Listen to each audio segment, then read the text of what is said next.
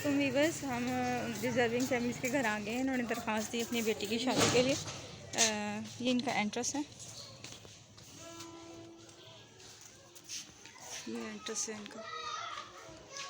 और इन्होंने इनकी मज़दूर है वालिद साहब, कभी दिहाड़ी लगती है कभी नहीं लगती, और रेंट पे रहते हैं। ये कंडीशन है। अब सबसे बहुत ज़्यादा तवक्कुआत हैं, जिस तरह से आप हमेशा हमारा साथ देते हैं हकदार को हक पहुंचाने के लिए, इसमें हमारा साथ दें ताकि हम,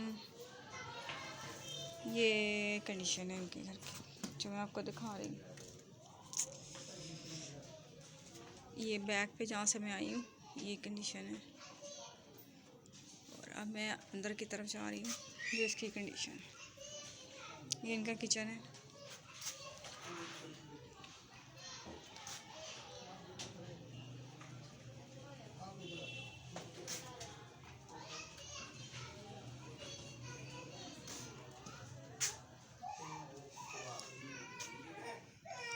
ये इनका सहन बरामदा जो मर्ज़ी कर लें।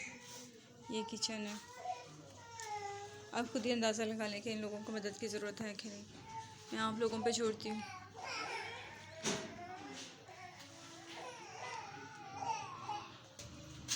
ये मेंटर्स इनके कमरे का एक ही कमरा है जिसमें हम एंटर हो रहे हैं, और ये कंडीशन है कमरे की।